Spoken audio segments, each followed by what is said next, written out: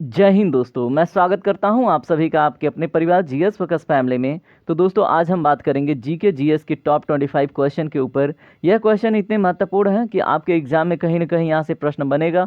तो चलिए आज के इस सेशन को स्टार्ट करते हैं। देखिए प्रत्येक क्वेश्चन का बैकग्राउंड भी हम देख के चलेंगे।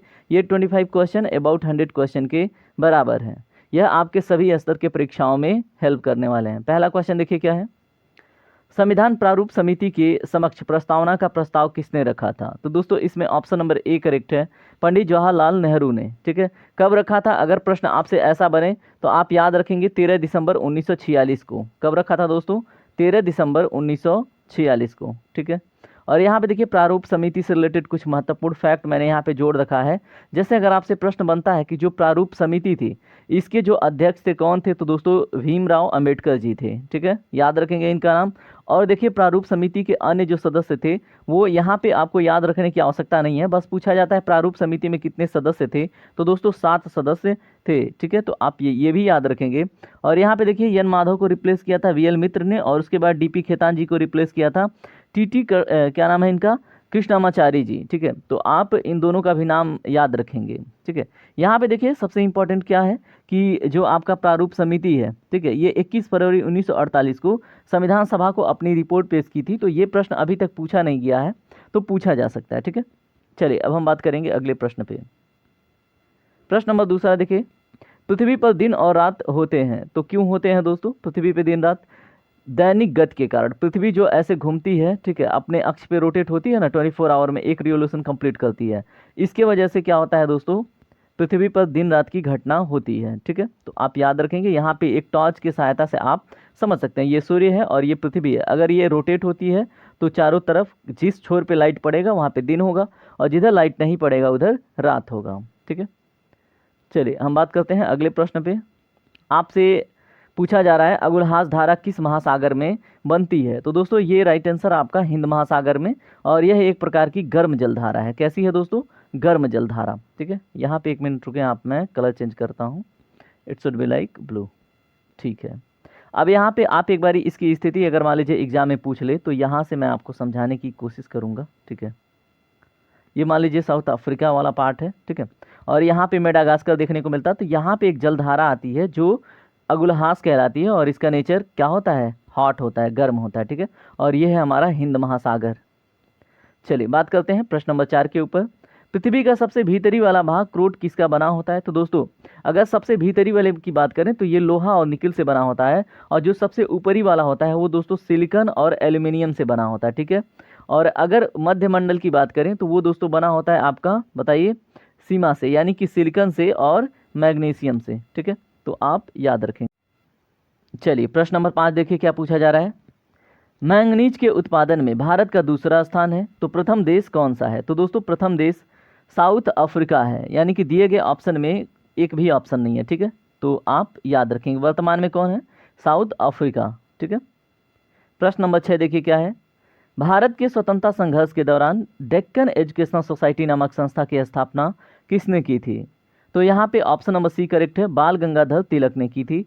इनके साथ साथ और भी व्यक्ति थे, तो दोस्तों महादेव गोविंद रनाडे नाम याद रखेंगे, और उसके बाद गोपाल गणेश अयंगर। ठीक है, और इनको अयंगर के साथ साथ अगरकर भी याद रख सकते हैं। चलिए प्रश्न नंबर 7 देखिए, निम्नांकित में से कौन सा देश कोयले का सबसे बड़ा उत्पादक है? तो दोस्तों इसमें ऑप्शन नंबर डी करेक्ट है। ठीक है, उत्पादक की बात होगी तो चीन प्रथम पे होगा और भारत दूसरे पे होगा। ठीक है, यहाँ पे जब उत्पादन की बात होगी, लेकिन भंडारण की दृष्टिकोण से अमेरिका फर्स्ट पे हो जाएगा। ठीक है, और भारत जो है वो 5th पे हो जाएगा। ठीक है, तो याद रखेंगे उत्पादन अलग चीज़ होता है, भंडारण अलग चीज़ होता है। ठीक है, तो दोनों फैक्ट आपको याद रखना है। चलिए बात करते हैं हम अन्य प्रश्नों पे। इनमें से किसको जापान का मैनचेस्टर कहते हैं? तो दोस्तों ओसाका को जापान का मैनचेस्टर कहते हैं। 1857 के गदर के समय भारत का गवर्नर जनरल कौन था? तो दोस्तों दिए गए ऑप्शन में ऑप्शन नंबर ए करेक्ट है, लॉर्ड कैनिंग। ठीक है, तो यहाँ पे देखें 1857 के विद्रोह के दौरान कौन था? लॉर्ड कैनिंग था, आप याद रखेंगे। और गदर के समय भी कौन था? तो लॉर्ड कैनिंग ही था। ठीक है, तो इसका कार्यकाल 1856 से 1860 तक आप यहाँ पे देख पा रहे हैं। ठीक है, और ये अंतिम भारत का अंतिम गवर्नर जनरल प्लस प्रथम भारत का वायसराय भी था, लॉर्ड कैनिंग। ये भी फैक्ट आप याद रखेंगे। प्रश्न नंबर 11 देखिए, भारत भारतीयों के लिए नारा किसने मतलब किस संस्था ने दिया था? तो दोस्तों ऑप्शन नंबर बी करेक्ट है, आर्य समाज ने। ठीक है, तो यहाँ पे कुछ नारा दिए गए हैं, एक बार आप रिवाइज कर लेंगे तो एग्जाम में हेल्प मिलेगा। करो या मरो दोस्तों महात्मा गांधी ने दिया था। भारत छोड़ो ये महात्मा गांधी ने कहा था। जय जवान जय किसान लाल बहादुर शास्त्री ने। संपूर्ण क्रांति जयप्रकाश नारायण ने कहा था। मारो फिरंगियों को, ठीक है, ये मंगल पांडे ने कहा था। ठीक है,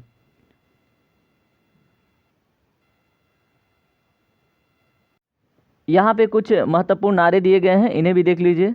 कौन सा नारा किसने दिया? करो या मरो दोस्तों महात्मा गांधी ने दिया। भारत छोड़ो आंदोलन महात्मा गांधी ने दिया, भारत छोड़ो क्विट इंडिया। जय जवान जय किसान लाल बहादुर शास्त्री ने। संपूर्ण क्रांति तो दोस्तों जयप्रकाश नारायण ने। मारो फिरंगियों को तो ये मंगल पांडे ने कहा था। जय जगत विनोबा भावे ने कहा था।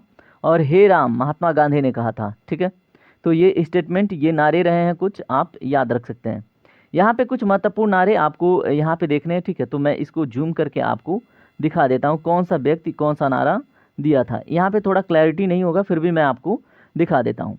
जय जवान जय किसान लाल बहादुर शास्त्री। मारो फिरंगियों को मंगल पांडे। जय जगत किसने कहा था? विनोबा भावे। कर मत दो किसने कहा था? तो दोस्तों सरदार वल्लभ भाई पटेल ने कहा था।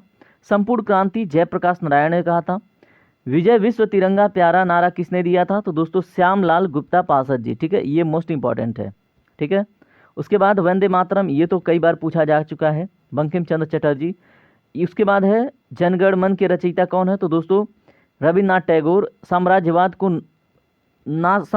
की नाश किसने कहा था? ठीक है, ये भगत सिंह ने कहा था। ठीक है, तो ये फैक्ट आप याद रखेंगे, पता चले आपके एग्जाम में कोई नारा पूछ ले। साम्राज्यवाद का नाश हो, ये भगत सिंह ने कहा था। स्वराज्य हमारा जन्मसिद्ध अधिकार है, बाल गंगाधर तिलक। इंकलाब जिंदाबाद, भगत सिंह। दिल्ली चलो नारा किसने दिया? सुभाष चंद्र बोस। करो या मरो महात्मा गांधी। जय हिंद किसने कहा? सुभाष चंद्र बोस जी ने। महात्मा गांधी को सबसे पहले महात्मा भी सुभाष चंद्र बोस जी ने ही कहा था। ठीक है, उसके बाद यहाँ पे देखें क्या है, पूर्ण स्वराज, ये जवाहरलाल नेहरू का मांग था। हिंदी हिंदू हिंदुस्तान किसने कहा था? तो दोस्तों भारतेंद्र हरिश्चंद्र ने। वेदों की ओर लौट चलो, ये दयानंद सरस्वती ने कहा था। आराम हराम है, जवाहरलाल नेहरू ने कहा था। ठीक है, और ये सभी फैक्ट आपके एग्जाम के दृष्टिकोण से इंपॉर्टेंट है। कुछ और है, देख लीजिए। हे राम यह किसने कहा था? महात्मा गांधी। भारत छोड़ो नारा किसने दिया? महात्मा गांधी। सरफरोशी की तमन्ना अब हमारे दिल में है, देखना है जोर कितना बाजुए कातिल में है, दोस्तों राम प्रसाद बिस्मिल जी ने कहा था। सारे जहां से अच्छा हिंदुस्तान हमारा किसने कहा? इकबाल ने कहा था। ठीक है, तुम मुझे खून दो मैं तुम्हें आज़ादी दूंगा, सुभाष चंद्र बोस। साइमन कमीशन वापस जाओ, लाला लाजपत राय। ठीक है, तो आप सभी ये नारे, ये स्टेटमेंट याद रखेंगे, आपके एग्जाम में पूछा जाता है। ठीक है, चलिए बात करते हैं अगले प्रश्न पे। भारत की प्रथम बहुउद्देशीय परियोजना किस नदी पर बनाई गई थी? तो दोस्तों दामोदर नदी पर बनाई गई थी। ये यूएसए के तेनसी नदी के तर्ज पर बनाई गई थी। ठीक है, यूएसए में एक नदी है तेनसी, तो उस पर भी जैसे दामोदर नदी घाटी प्रोजेक्ट था, ठीक है, उसी तरह से तेनसी नदी पर बना था। उसी का बिल्कुल 2 कॉपी आप कह सकते हैं, दामोदर नदी घाटी पर परियोजना ये बनी थी। ठीक है, अगला प्रश्न देखिए।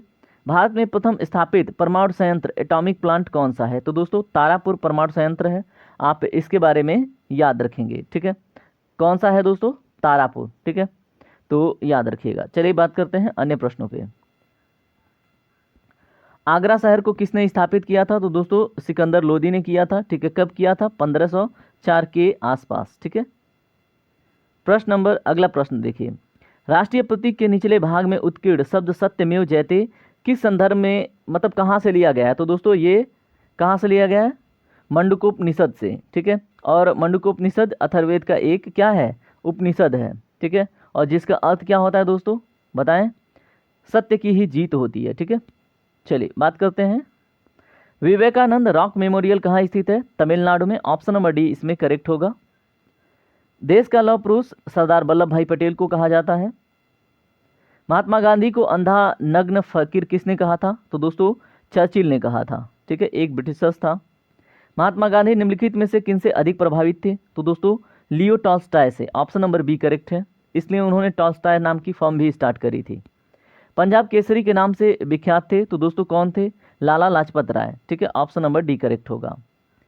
निम्नलिखित में से कौन सी गंगा की सहायक नदी नहीं है? तो दोस्तों स्वर्ण रेखा नहीं है। ठीक है, बाकी सोन, गंडक, कोसी हैं।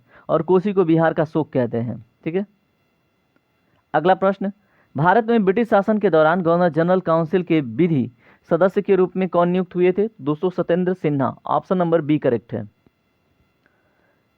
भारत में ब्रिटिश शासन के संबंध में भारतीय कानून आयोग का लोकप्रिय नाम क्या था? तो दोस्तों इसमें सैडलर था। ठीक है, ऑप्शन नंबर बी करेक्ट है। ठीक है, सैडलर कमीशन।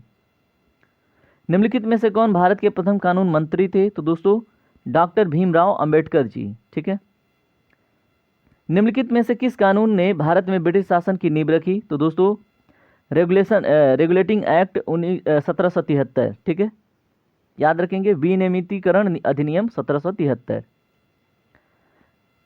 निम्नलिखित में से कौन 1946 से 47 के दौरान अंतरिम सरकार में भारत के वित्त मंत्री थे? ठीक है, तो इसमें जो राइट आंसर है आप कमेंट कीजिएगा। ठीक है, क्योंकि सभी प्रश्न का जवाब मैं ही दूं, जरूरी तो नहीं। ठीक है, तो इसका आप जवाब दीजिएगा। चलिए प्रश्न नंबर अगला देखिए, निम्न में से किस अधिनियम के द्वारा अंग्रेजों ने भारत में पहली बार सांप्रदायिकता निर्वाचन व्यवस्था की शुरुआत की थी? तो दोस्तों कौन सा था? भारत शासन अधिनियम 1909। ठीक है, चलिए बात करते हैं अगले प्रश्न पे। दोस्तों इस तरह से आपका 25 क्वेश्चन कंप्लीट हो गया है। ठीक है, आप हमें बताएंगे भारत शासन अधिनियम 1909 को एक और नाम से जानते हैं। ठीक है, किस रिफॉर्म के नाम से जानते हैं? मैं आपको बता देता हूँ hint, Minto reform, Montagu Chelmsford reform. ठीक है, तो इनमें से एक है, तो आप इनमें से एक का नाम बताएंगे। चलिए अब मिलते हैं अगले सेशन में, तब तक के लिए अपना ख्याल रखिए। जय हिंद, जय भारत। और देखिए अगर आपको सेशन पसंद आता है तो वीडियो को लाइक कीजिए, शेयर कीजिए और आप खुद सब्सक्राइब करके जुड़ जाइए। चलिए।